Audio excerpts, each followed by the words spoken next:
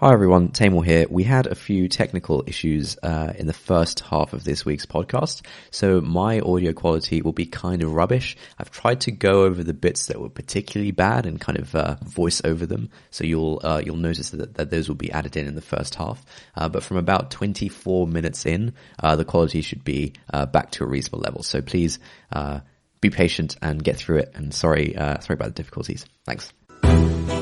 My name is Ali, I'm a doctor and YouTuber. I'm Tamor, I'm a data scientist and writer, And you're listening to Not Overthinking. the weekly podcast where we think about happiness, creativity, and the human condition.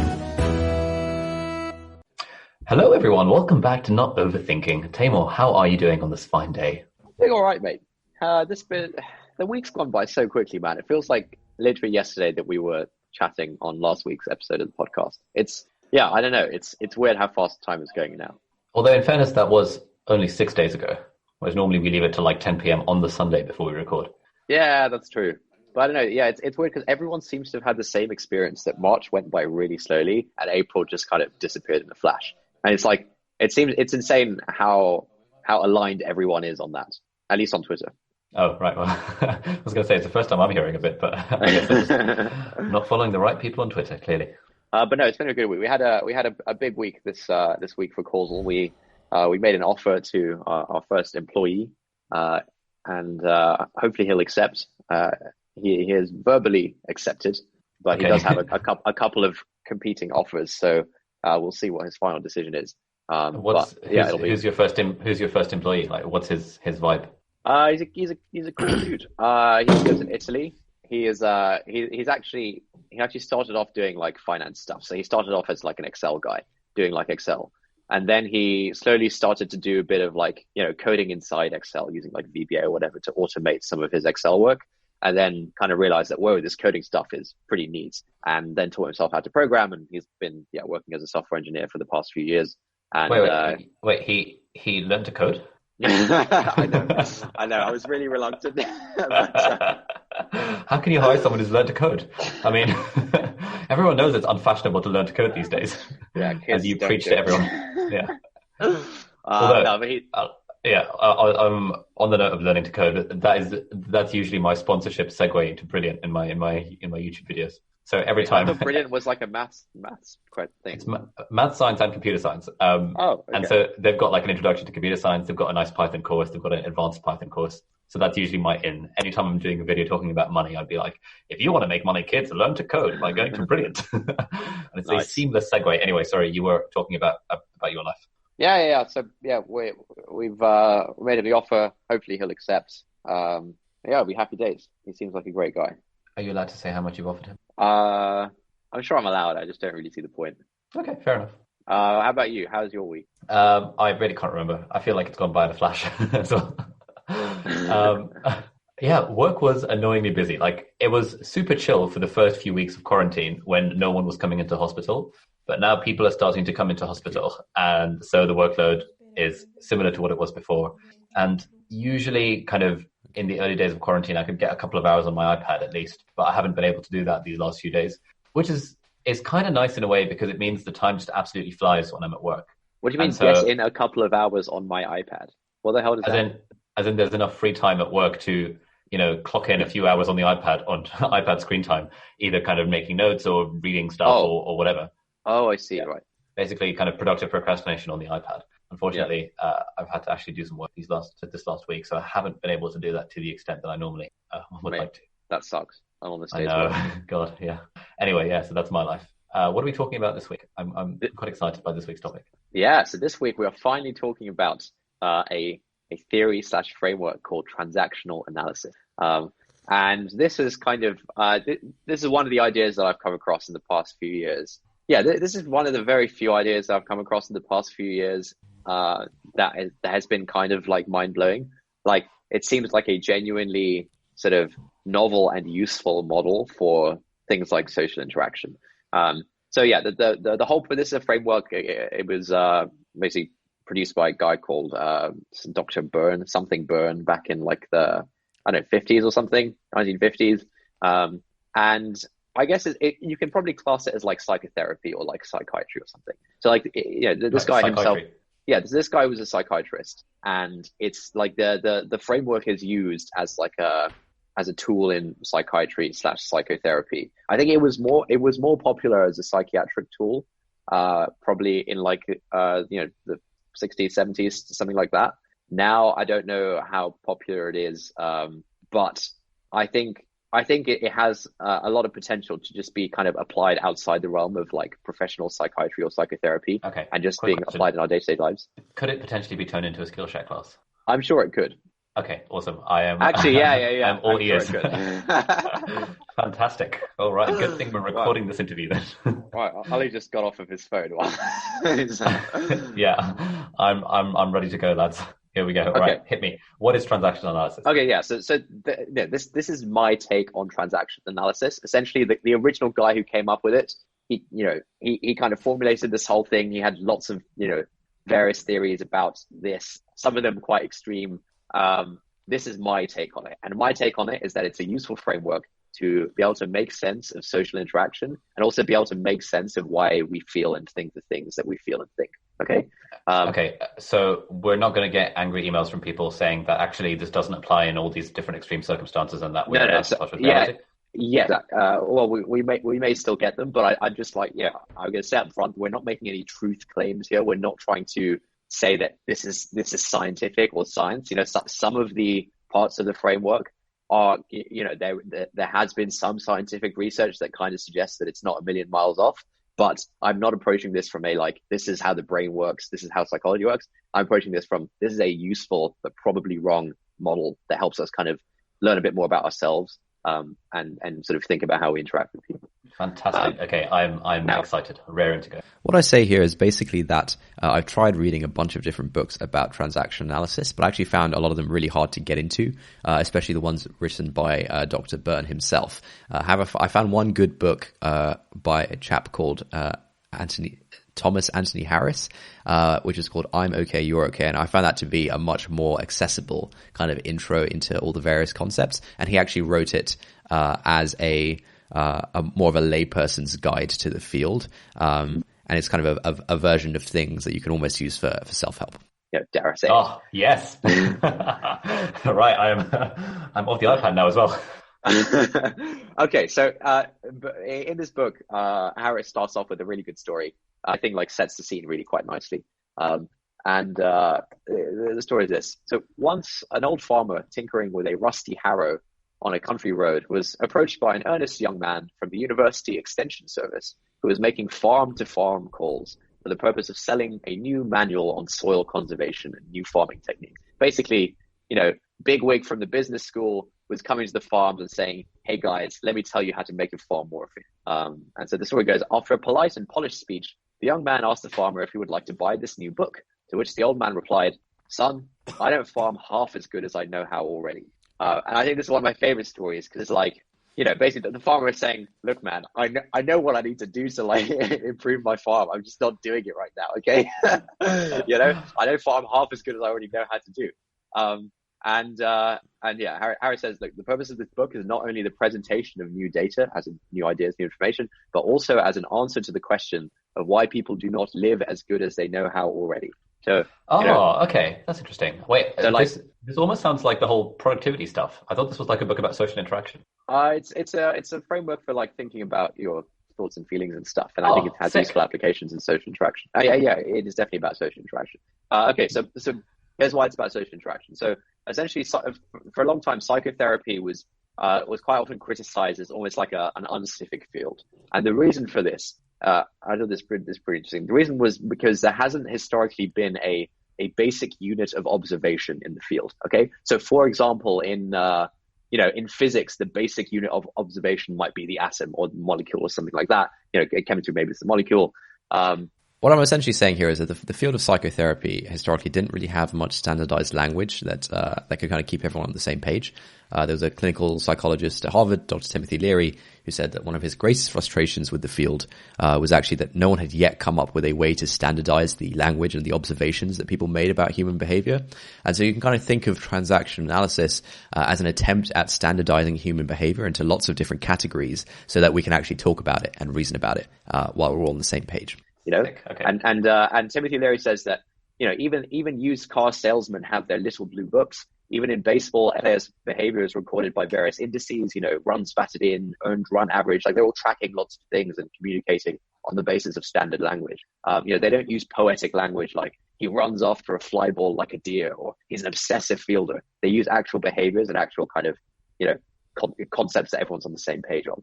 And transactional analysis is an attempt to answer this. So what the particle is to physics and what the run is to baseball, the key unit of observation in transaction analysis is the transaction. That's what you're analyzing. Fine. Okay, so this is our first bit of terminology. Look, this there's going to be like some terminology and things. I've tried to like pepper this with good stories and like anecdotes and things that you can kind of apply to your own lives. But this episode will take some active listening, so please listen actively. Okay. So we don't want to get emails, or rather, Tame doesn't want to get emails being like, "Oh, your podcast is such easy listening." Yeah. Those emails really grind his gears.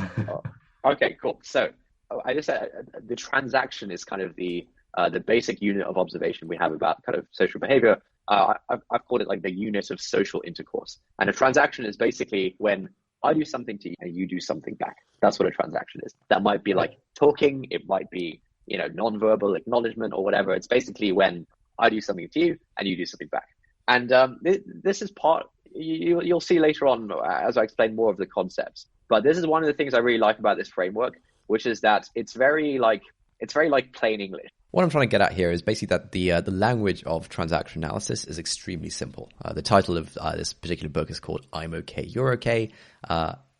Plain English stuff. Another good book about transaction analysis is called "What Do You Say After You Say Hello." So it's not technical, it's not complicated. It's very fundamental stuff, right? And so I go on to say that one of the key concepts of transaction analysis is that inside each of us, we'll have multiple different natures, okay, different sort of identities. And this is not a new idea. Lots of thinkers over time have arrived at this same insight, that we each have multiple identities, multiple natures. There are multiple somethings inside each of us. So the question is, what is a useful way to break down our multiple natures? So, you might view your identity as like a battle between your higher nature and your lower nature, or maybe like a fight between good and evil inside of you. And lots of people have attempted to come up with good frameworks for how to break down our personalities or our identities. Sigmund Freud, he came up with the id, the ego, and the superego, which is quite a technical thing, mainly aimed at sort of psychiatrists and psychotherapists. And this is the main problem with a lot of the possible breakdowns. They're kind of technical and complicated, so they've largely remained within the realm of professionals and experts in various fields, rather than the common man. And so the transactional analysis answer to what are the different people inside of us is that there are three people inside of us. There's the parent, the adult, and the child. Okay, so each of us, nice. We have three people. All right, we have the parent, we have the adult, and we have the child. And again, I love it. It's so simple. Like there's no technical terms. This is like plain English. It's not some ego BS. Yeah, like what the hell does that mean? I think we're last. Okay, cool. So we have three inside. Okay. Now the birds. Essentially, within the framework, you should think about your brain almost like a tape recorder. From the moment you're born, your brain is kind of recording all sorts of stuff. It's like continuously recording events. And crucially, it's also recording the feelings that you have associated with an event. And you can't really separate the two. And like anecdotally, intuitively, I buy this completely. Like it's kind of how when, even if you can't consciously recall a memory or something, you might hear a song that just kind of immediately takes you back into a particular moment that you wouldn't consciously know about, right? And like all the feelings associated with that come up as well. And so you should think of your brain as like this tape recorder that's recording experiences and feelings. And even if consciously you don't know it's there, there's an awful lot of stuff in there that your brain has taken in. Okay, and so the parent person inside of you is essentially a collection of recordings that we experience in our early years, so mostly before the age of 5. And most, when you're a little kid, most of your experience of the outside world comes through your actual parents. So these recordings in your parents, so capital P parent refers to the parent identity inside you. Normal parent refers to your mom or dad. Okay, so the recordings in your capital P parents are mostly data from your actual parents and other authority figures that you were exposed to while you were growing up. So and crucially, like the data in your capital P parents is completely unedited. Like when you're a child, you don't have you're not advanced enough to be able to edit things or correct things or explain things. So for example, if you're 3 years old and you see your parents fighting about something, all you record is like the terror of what's going on. You don't record the context of the fights, like, oh, my dad had a hard week at work, or my mum was stressed, and they actually love each other very much. But like, you record like the sheer terror of watching your parents fight. Got it? Okay. Cool. And so the parents, in your parents, you basically have lots of recordings of all the kind of rules and admonitions that you were exposed to as a child. And so this is stuff like nonverbal communication, like the tone of voice, facial expressions, cuddling, all the way up to actual kind of rules and regulations, like your parents saying no to something, your parents saying don't do that. So inside you have like, there are lots of instances of people saying, don't do that, or this is good, that's bad. And there's instances of them like making a certain like facial expression in response to you doing something. And all those recordings are in there. And so you have feelings associated with lots of things just because of that. And it also includes like random pronouncements, like I'm sure every parent basically has like phrases that they're just really into, you can't trust men, or you can't trust women, or you're judged by the company you keep. All these kinds of, phrases or sayings that people might have said to you when you were younger. That's all data recorded in the parent as well. And it crucially, it doesn't matter whether those sayings or, whether those phrases or whether those kind of interactions were good or bad or actually fit into a reasonable or coherent ethic. They're just permanently recorded as like feelings and experiences. So, even if like you no longer stand by something that your parents kind of hammered into you as a kid, that thing still has some power over you because, it went straight into your parents, capital P parents, unedited. You get what I mean? Okay, so far we said that the internal mind is split up into three: the parent, the adult, and the child. Yes. And when you're a child, you're saying that the recordings are put into the parent zone, i.e., you kind of take them at face value and they have power over you. You don't really have the capacity to critically assess them. Yes, exactly. And is that why I was like, I often like if I think back to my kind of childhood and teenage years, I would often use phrases that Mimi would have said quite a lot growing up. And it was only and it's only now that I look back and, for example, read the emails that me and my friends would send to one another. I'd think, wow, I was really just parroting what Mimi was saying. Hell yeah, absolutely. And there's a really good example from the book. So Thomas Harris, who wrote the book, he was talking to one of his patients, and one of his patients said that, her mother always had a rule that you should never put a hat on a table or a coat on the bed. And she always thought this was like a bit of a weird rule. Like, why is my mom so strong about putting hats on tables and coats on beds? But like every time she broke that rule, her mom had like a reaction that seemed like, a bit extreme. It seemed like a weird thing, but her mom always reacted strongly to her, like putting the hat on the table, the coat on the bed. And so, to this day, like the recording is still there. And because her mom told her not to do these things, she kind of blindly told her kids not to put hats on tables and coats on beds. And one day her kids were like, yeah, fine, we'll do it or whatever. But like, why are you so obsessed with the hat and the table and the coat in the bed? And eventually the mom went back to her mom and said, hey mom, why do we never put hats on tables and coats on the bed? And her mom said that when she was little, so when the mom's mom was little, some kids in their neighborhood had been infested by some kind of disease, and they didn't want the disease to spread or something. So when the neighborhood kids came over, they didn't let them put their hats on the table or their coats on the bed. And so, in the context of her mom's mom, this is a reasonable thing. Like, you should definitely, it's a bit like with all the coronavirus stuff that's going on. It's like, don't go within 6 meters of someone, right? And like this was kind of like a recording in the mum's parents inside her head. And she didn't really get it, but like it had a strong power over her, and she kind of like enforced that on her kids as well. So that's kind of a similar example to what you mentioned, which is that, when you were younger, you just had like these phrases or these things that our mum used to say, and you just kind of like internalize them or something without like critically assessing them, and you kind of like then feed them back to your friends, and actually they'd affect the way you live, right? Yeah, absolutely. This kind of reminds me, I'm sure you've come across it. There's this like famous experiment within psychology where they've done a study on monkeys, and they get this group of 5 monkeys, and they have this banana at the top of a ladder. But anytime any of the monkeys go and try to get the bananas, the ladder gets electrocuted, and all of the monkeys get sprayed with water. And Wait, so very I don't quickly, think I was. Wait. I don't think I was recording. okay, you're an idiot then, because your audio was also absolutely crap for most of that. Like it was really, really distorting. I had to really struggle to hear what you were saying over Zoom. Oh shit. Okay, well, I'm recording now. Let's start from the beginning. We haven't gone that far in. Bloody hell. I'm sorry. I Oh, thought I'd started recording. why are you not constantly monitoring to make sure the 2 lights are on? Have you not been burned by this enough times? I swear the 2 lights were on. Like the lights, Okay. the light is on even if you're not recording. 1 light is on when you're not recording. Really? Yeah, the light underneath the one which says that that's the thing that's active. 2 lights are on. The light just above the record button when you're actually recording. Are we about 36 minutes in? We are 24 minutes in, by my reckoning. Okay.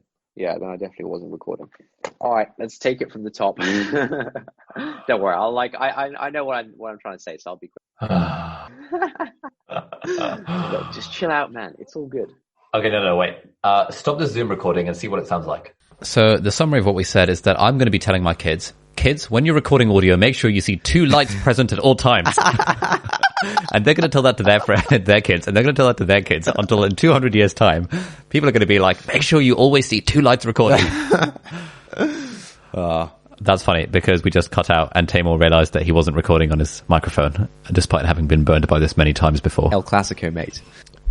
All right, so we basically got up to discussing just a quick summary so far. Within each of us, we have 3 different sort of people. We have the parent, the adult, and the child. We were just talking about the parent and how the parent inside of us is basically a set of recordings of our experiences as a child, which mostly come from our own parents and other authority figures. And these experiences have we have a lot of recordings of people telling us what to do, what not to do.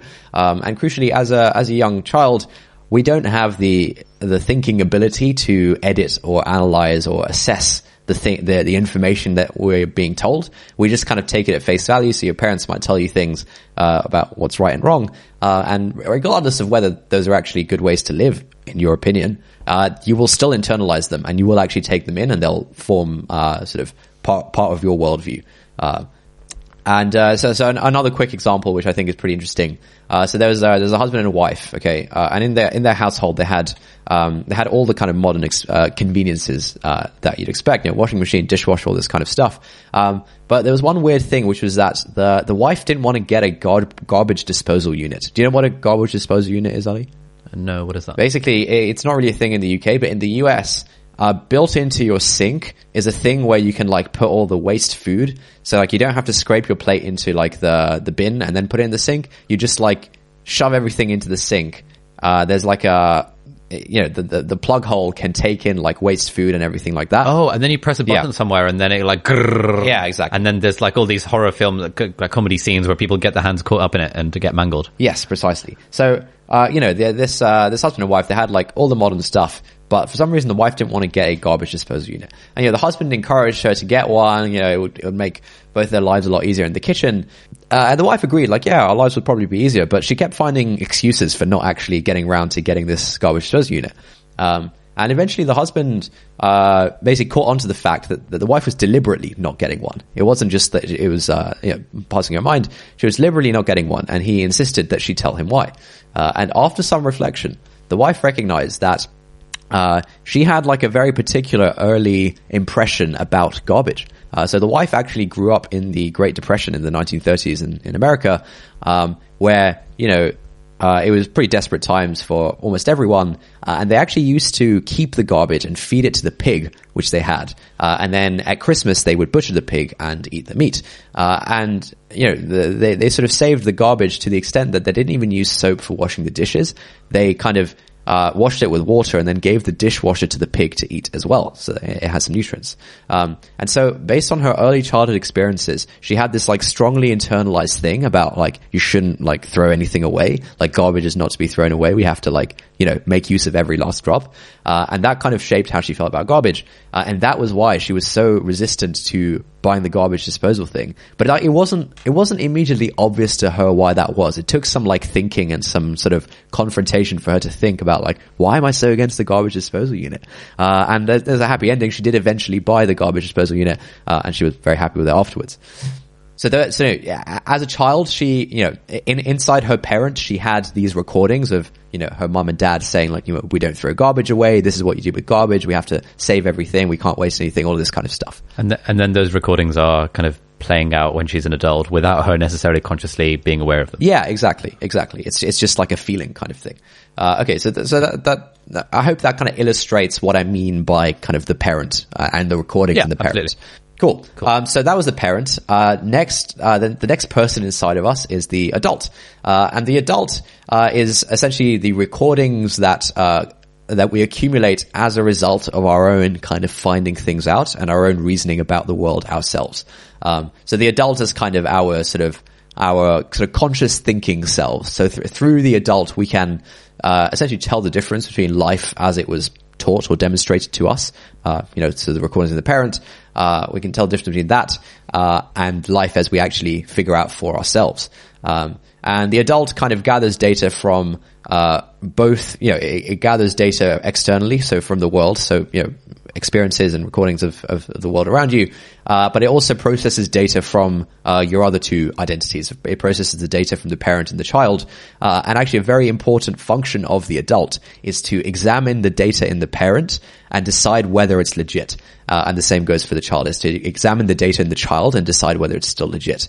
And so a big part of transaction analysis is to, almost the goal of transaction analysis is to emancipate the adult inside all of us, to enable each of us to have the freedom of choice and to be able to change at will how we respond to things. And this often comes down to overriding the data in the parent and overriding the data in the child. And finally, that brings us on to the child, where essentially while the parent is kind of the recordings of external events that happen to us as a child, the child inside us sort of stores the internal events, like how we felt and how we responded when we were really young to all of those sorts of things. And so when you kind of replay recordings in the child, you're actually kind of reliving those experiences and those feelings associated with them. So for example, I guess there's lots of cases where, you might be like a fully grown adult, and maybe like consciously you think, I don't really care what my parents think. I don't need their validation anymore. I'm an adult. And then, your mom or your dad kind of, says something to you. And like, for some reason, like even though you think you're kind of above it or whatever, it still has an effect on you, because them saying like, no, you shouldn't do this or whatever, that replays the recordings inside your child of them saying that when you were a kid, and you're actually reliving those experiences. So you can't really control the fact that it still has it still creates an emotion inside of you. Do you get what I mean? Yeah, man, 100%. I noticed you. I'm fully on board. I noticed you tearing up while I was saying that. Do you want to? I was like, oh my God. This is like, it's as if you're speaking to my soul. Yeah. So the child, the capital C child inside of us, it sort of stores all of these feelings and kind of responses that we had as kids to things. And it's also kind of the source of our emotions, creativity, spontaneity, intimacy, all of this kind of emotional, side of us that comes from the child inside of us. Okay. That seems a bit of a stretch. Sorry? That final bit. Yeah, I agree. It seems a bit of a stretch. I agree it seems a bit of a stretch, but I'm personally okay with it. And hopefully that'll become clear as we go on. So and hopefully I'll be okay with it. Yeah. Yep. Okay, so parent, adult, child, these are the three kind of natures, the three identities inside all of us. And what's the point of all of this? The point is to help us change, change, full stop. The point is to help us change so that we can live happier lives. The goal of transaction analysis, like I said, is to emancipate the adult, to kind of free the adult identity inside of us, so that we can change how we respond to new stimuli and recurring stimuli, and this all comes from having a more objective view of reality. And this objective view is kind of skewed by the data in the parent and the data in the child. Do you get that? Yep, absolutely. Cool. And so this is exactly the same goal as many other different philosophies or frameworks like Stoicism and stuff like that. The goal is to sort of give us more control over how we think and feel about things, so we can ultimately change our lives for the better. Okay, sure. Cool. So the three ego states, they're called, the parent, adult, the child. That's kind of one very key concept of transaction analysis. Give me a second here, because I do have to refer back to my book, because my notes in Rome are not quite complete. Well, you know what they say, all roads lead to Rome.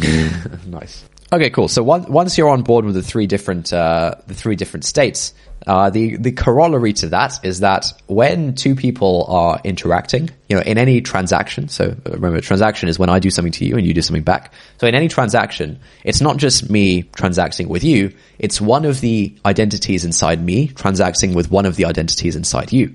Okay. Oh. So yeah, it's all coming together. So, you can have like parent-child transactions, even if you're not my parent and I'm not your child, we could have a parent-child transaction. We can have an adult-adult transaction. We can have a parent-parent transaction. Like, there's all these kind of, 3 factorial combinations, three squared combinations, of, transactions. Which is the same as 3 factorial. Sorry? No, it's not. Wow. Absolutely not. Okay. This is why I didn't do math at school. They need to kick you out of StudyTube.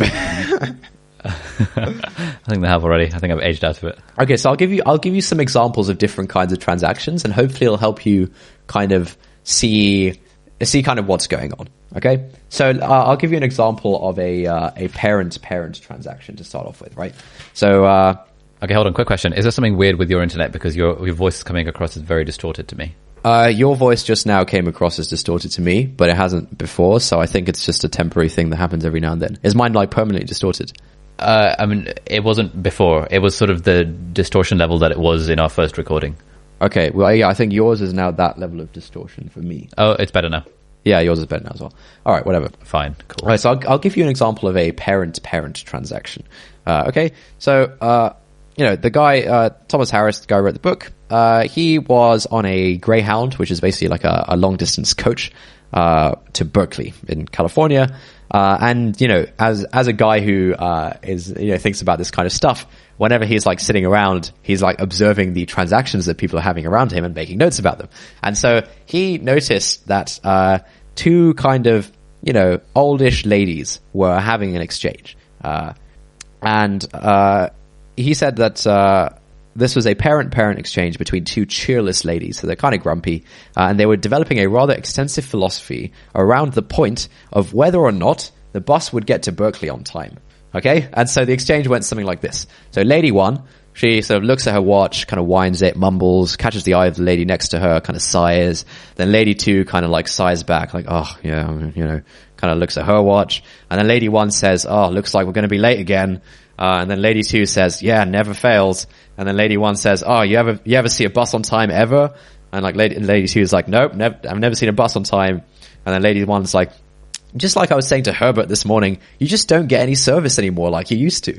And lady two says, oh, you're absolutely right. It's a sign of the times. And lady one says, oh, it costs you though. You can count on that. So this is, hopefully that gives a flavor of kind of the interaction that was going on. And this is a parent-parent interaction. A parent-parent transaction. Do you kind of get why? So they're both speaking basically their childhood selves, or rather basically they're speaking from the recordings that their childhood selves received that, oh God, buses are never on time. And are just kind of bringing that up again as adults without really critically assessing the fact, well, actually some buses are probably on time.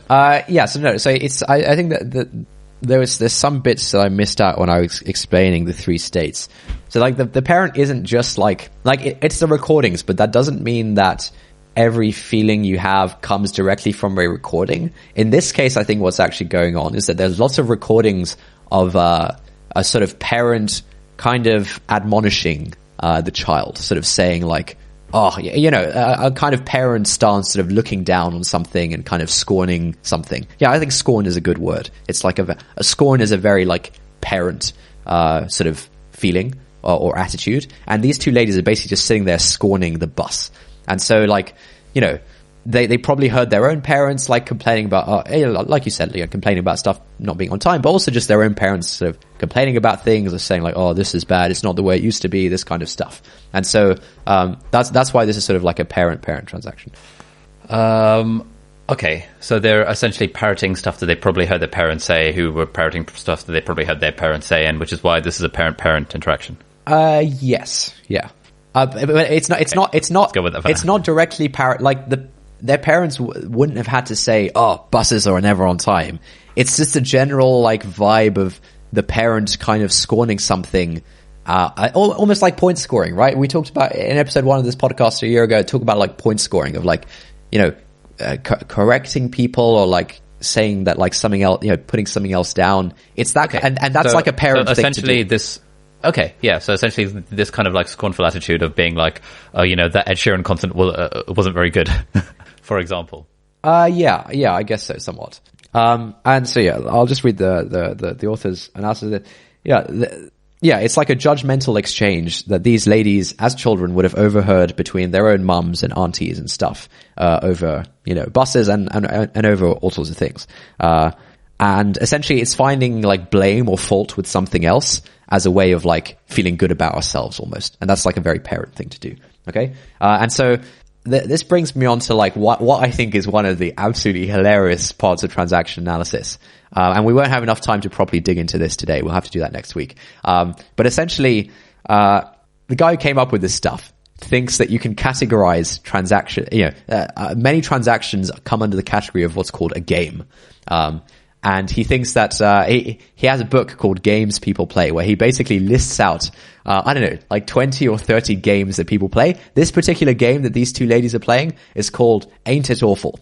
And it's basically when two people are like, having a good old whinge about like, oh, ain't it awful, And like, if you think about it, like, and dude, if you read this book, we'll talk about games more in the next episode. But like, it's just really funny because like the language he uses to describe the games, like this one's called Ain't It Awful?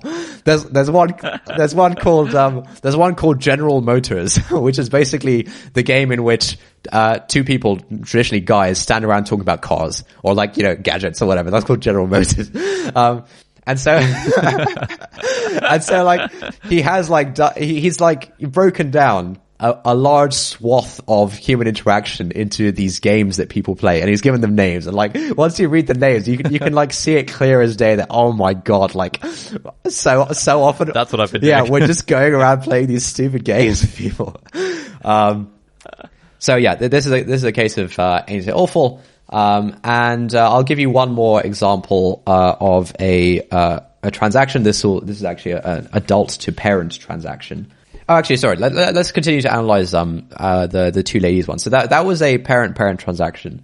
But what would it have looked like if that was like a parent adult transaction? So if lady 2 decided not to respond with her parent and decided to respond with her adult, what might that have looked like?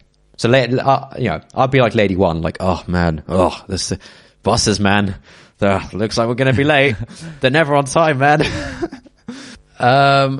I mean, I suppose it could go one of two ways. One way of dealing with that is to sort of put yourself in the position of the adult and recognize what the other person is doing and be like, yeah, tell me about it, and then leave it at that. Yeah. The other way of doing it would be to be like, well, actually, it's pretty normally on time. But hey, I guess we'll be a few minutes late to our destination. Yeah. Yeah, basically like, I think, I agree. I think that an adult response would be to kind of defuse the situation by just like smiling or something, like not engaging, or by, saying like, oh, I don't know, I don't really ride the bus, or like, I think buses are actually usually on time, or like, yeah, have you been late before? Maybe we can ask the driver or something, just like an adult response rather than continuing to play Ain't It Awful? Cool. All right. So now on to an adult to parent transaction. Okay. So in this example of the adult to parent transaction, there's a husband and the wife. Okay. And the husband asks, hey honey, where are my cufflinks? Okay. And then the wife says, they're where you left them. And essentially what's they both uttered like one sentence to each other, but this is a transaction where the husband is the adult and the wife is the parent. So the husband's like, oh honey, where are my cufflinks? Pretty standard normal question. It's like an adult question. And then the wife responds kind of like almost like a telling off, they're where you left them. And it's sort of like, hey honey, what's the time? Well, it's time you got to watch. Yeah, maybe, sure. Yeah. And like, this is an issue, right? And like I'm sure we've all been in these kinds of situations where it's like very clearly an issue because, essentially you can't have an adult to parent transaction that sort of, all right, I don't want to get into the theory of like what this guy calls cross transactions. So, Lucy, the theory is that certain pairs of identities can have like ongoing transactions. So for example, the two went on the bus, they can have their parent game of Ain't It Awful, till the cows come home. I think that's the phrase. And it's fine. Like, I think they basically keep like responding positively to one another and the game can keep going on. If it's, if there's a parent-child transaction, it's fine because like the child understands their role and like the parent, they're always playing complementary roles. In an adult to parent transaction, they're not playing complementary roles. And so, the moment the wife responds through her parent rather than her adult, they basically have to stop now and say, whoa, hold up. All right, what's going on? Because they can't really talk about the cufflinks anymore. They first have to settle why the husband doesn't put his cufflinks away, like in the appropriate place, right? Like the wife responding in that way kind of changes what's going on. And so they're kind of at an impasse. And so this this kind of non-complementary transaction will then trigger, it'll often trigger some kind of game. And like, I'll name some games and we'll go into them next time. So there's games such as It's All You, If It Weren't For You, I Could, and my favorite, Now I've Got You, You Son of a Bitch.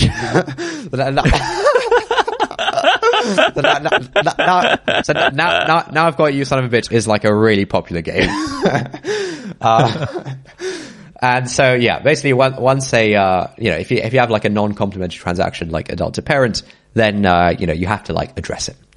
You can't just keep going on. Does that make sense? Yeah, absolutely. Okay, cool. So look, so far we've covered kind of the motivation for this kind of thing. It's to sort of make sense of social interaction in a structured way that lets us kind of, so for example, if we didn't have this, if we didn't have the PAC framework, the parent, adult, child framework, we would not really be able to look at those. Yeah, I think we talked about two different, sets of transactions. We wouldn't be able to look at them and really think about what's going on. Like the two old ladies, we wouldn't really be able to dig into what's going on there. What could have been different? The husband and the wife, we wouldn't really be able to analyze that. But we have this shared, like, useful, sort of vocabulary and framework through like the three ego states, the parent, adult, and the child, that kind of lets us look at an interaction like that and think, what's actually going on here? And that's useful, right? Yeah, no, absolutely. I'm fully on board with it. Yeah. I'm like super excited by how this discussion will progress. And I'm even more excited at the possibility of all the spin-off content I could create about transactional analysis, because I feel like this is something that is so relevant to so many people. And yet I haven't seen a single video on YouTube about it. So when I was doing research for this, like, I've read some books on this. I've started making notes in Rome. I went to find more sources and stuff. I've done some YouTubing. Like, I've searched on YouTube for this stuff. It all sucks. It's all like some, there's nothing that has more than like 10,000 views or something, and it's all like these really low quality, obscure kind of, someone sitting in front of a camera for like 10 minutes talking at you about this thing, like giving a lecture almost. So like there's no compelling video content about this stuff. There's my video idea gone. Yeah, so I think we'll end it there on the actual content about the transactional analysis stuff. And next week we'll dig in a bit more into. Actually, so I'll give you a bit of a teaser. So next week we'll talk about we'll talk about games, which I think is really entertaining, because then you kind of see these games play out just in the people around you, like Ain't It Awful. Okay. And then there's a thing that really resonated with me, which is life positions. So Thomas Harris, so the stuff about life positions wasn't actually in the kind of, I think it wasn't actually in the original formulation of transaction analysis by this Byrne guy, but the guy who wrote this book, Thomas Harris, I think he came up with the life positions. And the life positions, if you just give me a moment. Okay, so a life position basically is one of the four, there are four possible life positions, okay? They are, I'm not okay, you're okay. That's one. 2 is, I'm not okay, you're not okay. 3 is, I'm okay, you're not okay. And 4 is, I'm okay, you're okay. All right. So those are the 4 life positions. And it's basically like a stance or like a view that we have about ourselves and about other people.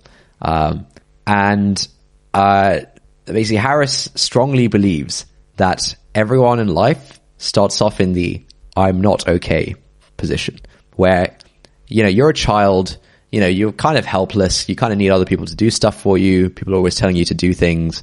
You kind of see yourself as not okay. And you see all these other big, tall, 6-foot people around you as being okay. And so the starting life position for the vast majority of people, according to Harris, and I agree with this, is I'm not okay, you're okay.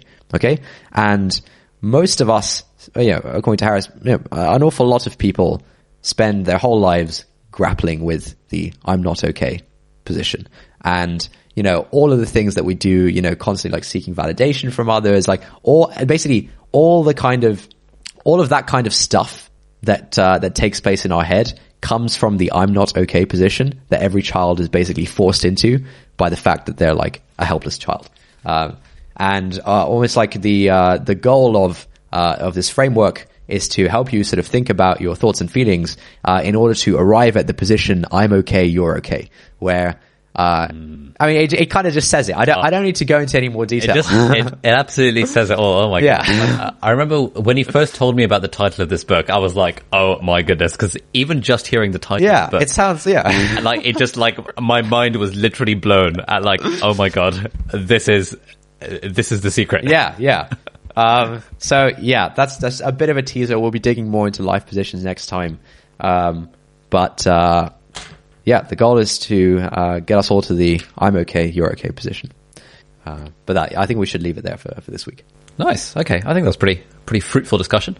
It wasn't much of a discussion. It was more of a 10-minute long lecture with a dude talking to his camera. But I mean, hey. Yeah, but no. Like, so I think in last week's episode, there was an incident that came up, and I was like, this is a classic case of the overarching parent. And you were like, yes. What does that mean? What was that incident? What were we talking about last week? Were we talking about me thinking I'm a twat for having a personal assistant? Yes. Yeah. Now, explain it me. Can you see why this might, your sort of instinctive response to the personal assistant thing? Yeah, my instinctive response is very apparent. It's like it's not adulted in the slightest. Yeah. The adult response is like, this is an economically viable decision, and I should. Yeah, it's the way forward. The parent model is, it's only upstarts who have assistants. The sort of I'm guessing there are lots of recordings in your parent of not having a personal assistant, for example, and kind of that being like a weird thing that you basically have to be Bill Gates until you can justify having a personal assistant kind of thing. And I'm sure I think that's basically most people's stance on it, because like you're only exposed to this kind of stuff in a very loose way. And so your parent had or your capital B parent inside of you has lots of data suggesting that like it's this is weird. It's weird for me to have a personal assistant. I should like save money. Like I could do the work myself. I shouldn't pay someone else to do it. Like who do I think I am that I should have a personal assistant? This is all like it's a classic case of the parent kind of taking over how you the situation. So I think this is very similar. So yesterday, I think it was, I put out a video on YouTube breaking down how much I earn in a given week as a doctor and a YouTuber. And I've had so many conversations with people over the last few months, kind of umming and ahhing with the idea of putting this video out there. Yeah. And everyone is so cagey about talking about money. Yeah. Specifically talking about how much money they're earning. People are okay with talking about how much money they're spending. They're okay with saying, oh my God, life sucks. I had to buy this thing. Or, how much was that iPhone? Like, it's not a big deal. But the instant it comes to, what's your salary? People get super, super cagey about it. And I suspect that's a very parent thing. Yes. The life scripts that we were fed growing up is that talking about money is weird. Yes. Whether it's implicitly, often very explicitly. It's just like a weird thing. Yep. Whereas if the adult in us is to actually examine that, we realize actually it kind of benefits everyone if we all are a bit more transparent about money. Yep, 100%. Yeah, I was basically gonna come on to that point if you didn't bring it up. I think attitudes towards money and like attitudes towards like talking about money, certainly from what I've seen, comes strongly from the parent inside all of us. And I think that's definitely one of the things where it's worth reevaluating the parent data to see whether we still agree with it. Interestingly on this note, so a few months ago, I interviewed this guy called Hassan Kuba, who's the author of a book called The Unfair Advantage, that I did a video on recently. And during this interview, it was like a 2.5 hour long chat, which is available on Nebula at curiositystream.com/LA. It was like a 2.5 hour long chat, and we spent like half an hour to 40 minutes of me basically asking him, right, do you think I should make this video? And him basically saying, no, I don't think you should. Really? And me really trying to understand why he thought I shouldn't. And the impression is like a lot of his reasoning was, well, you know, it's important to have a bit of privacy in your life. And I was like, okay, yeah. Fine. But then kind of his next line of defense was, well, if people know how much money you earn, then you become more of a target for thieves. To which I was like, okay, fine. But I was, you know, still a bit uneasy about that. To which, and then sort of, after discussing that a bit, his kind of third line of defense was, well, I guess I'm in a different position because I'm 30 and I've just got married and about to have a kid, and, you know, I have to take out of my wife's, you know, right to privacy. And I was like, oh, okay, fine, fair enough. Yeah. That's your trump card in this situation. But it ended up being quite a long discussion just on this point about money, which I was more than happy to have, because I was really trying to understand, is there a valid rational reason for not doing this thing? And at the end of that conversation, I was like, okay, I can see it from his perspective. Maybe he's uncomfortable with doing it, but there's nothing from his view that actually I can apply to my situation. Yeah, I mean, it strongly seems like that was like a, you know, it was like the parent in him saying like, oh no, this is weird, and then the adult in him trying to like come up with justifications about why it's weird, like, oh, you might get robbed. You know, and like, you know, we all have these reactions to like so many different things, where like your initial reaction to something is, you know, you can't really explain why you have that reaction, but you just feel a certain way about something, and then someone like asks you about it, and you can't quite come up with a reason, but like you strongly believe it, but you can't quite come up with a reason why, and that's the parent talking. It's famously incest. Yes. Oh my God. Yes. Mate, I absolutely love talking about incest with people. This was like one of my favorite topics at university. Yeah, like really trying to understand whether there was any rational adult. There's none. There is absolutely none. We spent like hours and hours hashing this out with so many people over the years. Yeah, no one could come up with a compelling answer. Yeah. Oh, kids might be born with birth defects. Okay, fine. You can screen for those, you know, in prenatal testing. Yeah, I mean, come it's on. 2020, mate. Come on. Yeah. Yeah, I think I think part of the reason why, like, I've had exactly the same experience where it's always a fun discussion where, I don't know how it comes up or whether I bring it up or something, but like, once you're having the discussion, it's so much fun because you can almost like see a glitch in the matrix. Like you can see that like they don't know why, you know? It's like people strongly believe that like incest is, you know, bad even in modern secular society, but they can't quite articulate why. And it's just a very interesting thing to watch, you know? The other one that I enjoy, which I suppose the kind of people who talk to me about this possibly enjoy less, is people's reluctance to be on camera. Oh my God. I think that is a huge one. Like so many times over, as in like I've got friends who are more than happy to, for example, be in a video where they give advice about medicine applications. But for example, if they were to be in another sort of video, they would be, oh no, that's weird because, why? Oh, because people are going to see me online and, you know, people online are weird. But like, yeah, but you've been in these 8 videos already. And yeah, but, and I'm just kind of uncomfortable with it. And in those circumstances, I get a little bit annoyed because I want to dig further to uncover the psyche here, but I know it would be mean to you, and therefore I have to kind of take a step back. Yeah. Unless it's someone I know so well that I know I can kind of drill them like with this like line of reasoning, and they won't feel bad about it. I think that comes from like the sort of classic sort of cultural conservatism that I think most people have inside of them, of like, you know, it's bad to like, almost like it's bad to put yourself out there in kind of self-promotional ways or something like that, you know? So I think there's definitely a bit of parent going on. But yeah, I think we talked about that in depth in episode 2 of the podcast. Episode 2, was it? Yeah. Episode 2 is quite a good episode, I thought. Yeah. Okay, I think we'll wrap it there on the transaction analysis stuff. It'll be interesting if you can try and like, in the transactions that you see around you, if you try and like view them through the sort of the PAC lens of parent, adult, child, and like try and understand what's going on, and like think about like, yeah, in your own transactions, think about like, why did I respond that way? Like, what's actually going on here, or all this kind of stuff. I think it's a really helpful lens to view things. Absolutely. And if anyone's still listening at this point, you haven't turned off after the incest chat. If you want to send us a voice note to, I think like at the end of this podcast, we'll there's like an automatic segment where we tell you the email address. I can't remember off the top of my head. Is it like hi@notoverthinking.com? Oh, it's hi at Overthinking. Yeah. If you can insert like a voice note or something, now that we've got this, I've got this assistant, she's helping kind of go through the emails and compiling a list of the voice notes. So if we get kind of relevant stuff to this episode, we can potentially insert it into the next one, even though we've been kind of promising this for the last several months. Yeah, I mean, I'd be look, we're super behind on the emails and stuff. I think we have listened to all the voice notes. I've listened to some of the voice notes that come in, and we've read all the emails that have come in. We just haven't got around to responding. But there is a very clear and tangible action point where if you send us a voice note, talking about, your own experience, viewing your own experiences through the lens of the PAC, parent, adult, child, A, that would be super interesting. We'd love to hear it. And B, like, there's a very tangible action point, which is that we can put it in the next podcast as content that's already fitting into what we're trying to do. Absolutely. Right. I think that's a good place to end this. Any insights of the week? Yeah, my insight of the week comes from a tweet that I done today. and mine comes from a tweet that someone else done, as usual. Classic. Basically this week I was kind of reminiscing and reflecting on the state of things. And I remembered that there was like one very like important concrete like turning point in my life and I would say in like culture and society in general, where memes became like a mainstream thing. So for most of my teenage years, memes were this like weird nerdy thing that me and my nerd friends and random people on the internet would make and kind of laugh at on internet forums.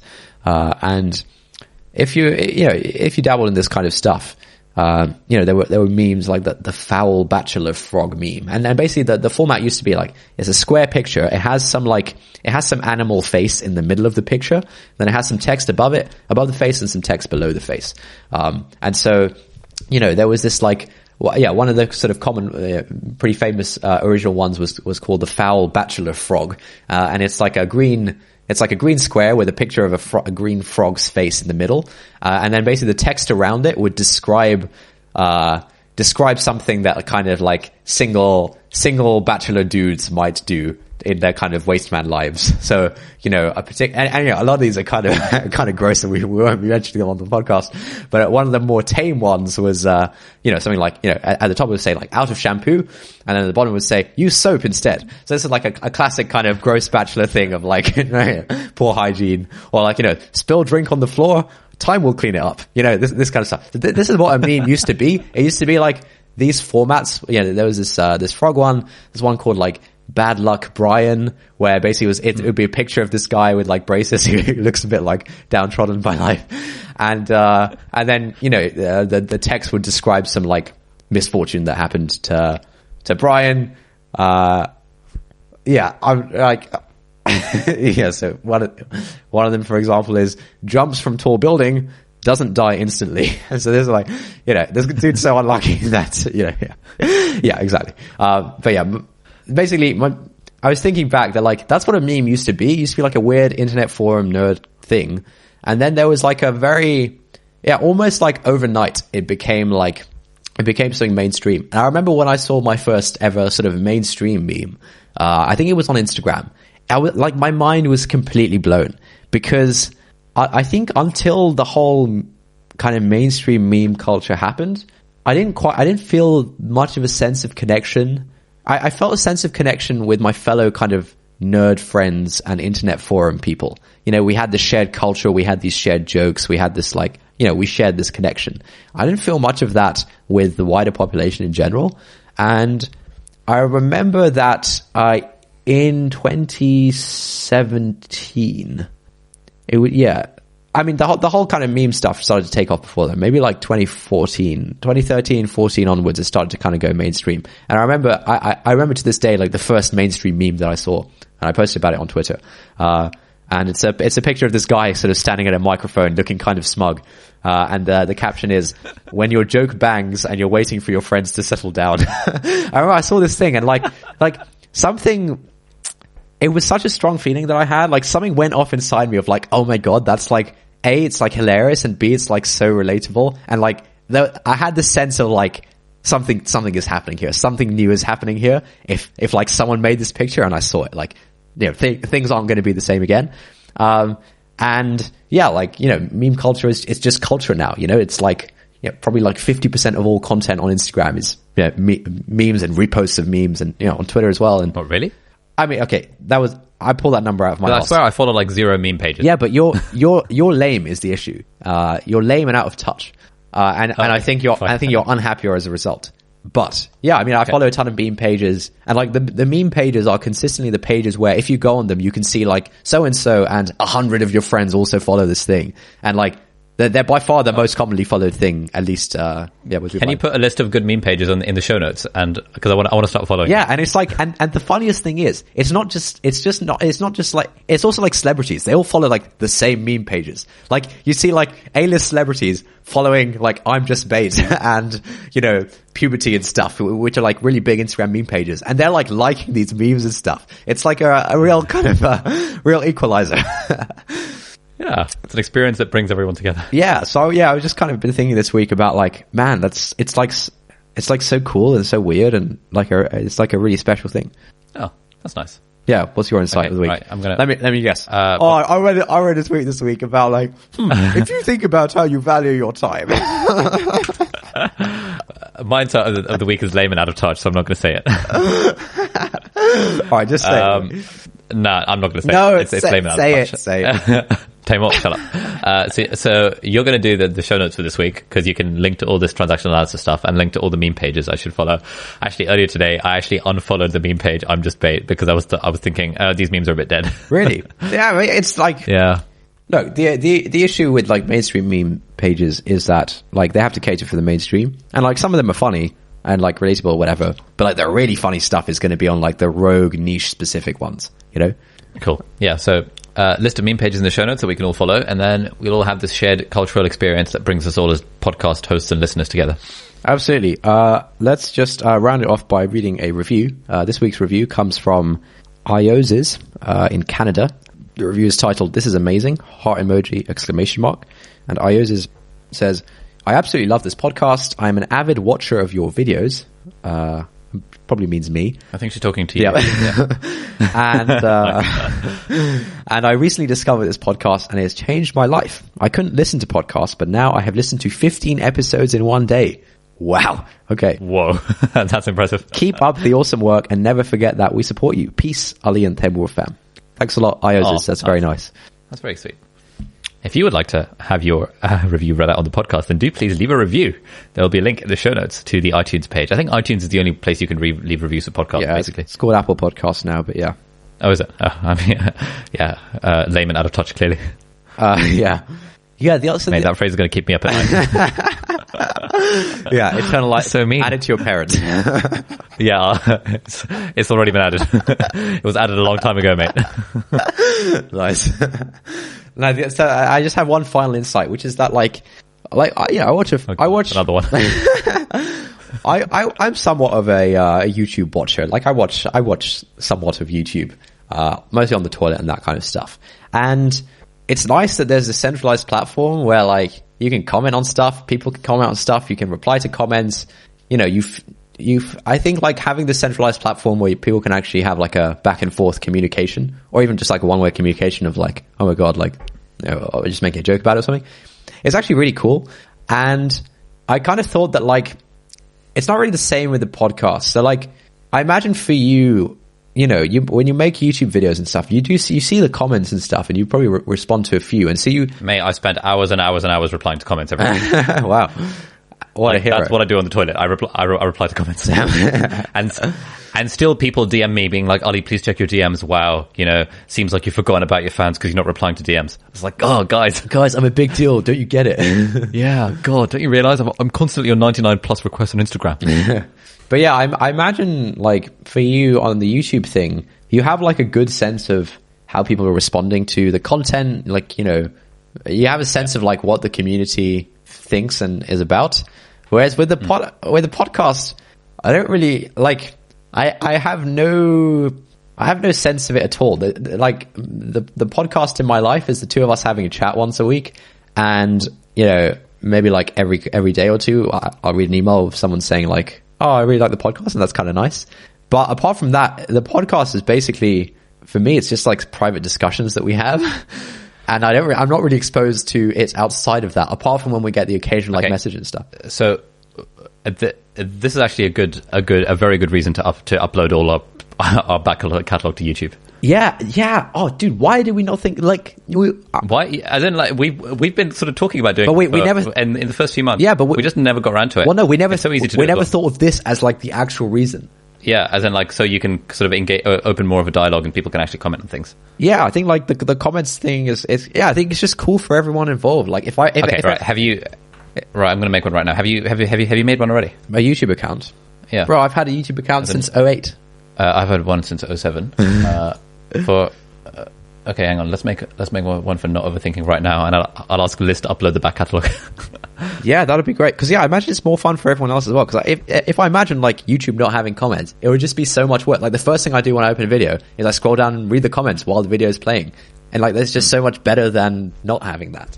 So yeah, I think this is a very all right. Very good reason. We now have a Not Overthinking YouTube channel, which will be linked in the show notes. So do please leave a comment on this episode if you feel like it. that would be good. Cool. Thanks a lot for listening, and see you next week. Bye.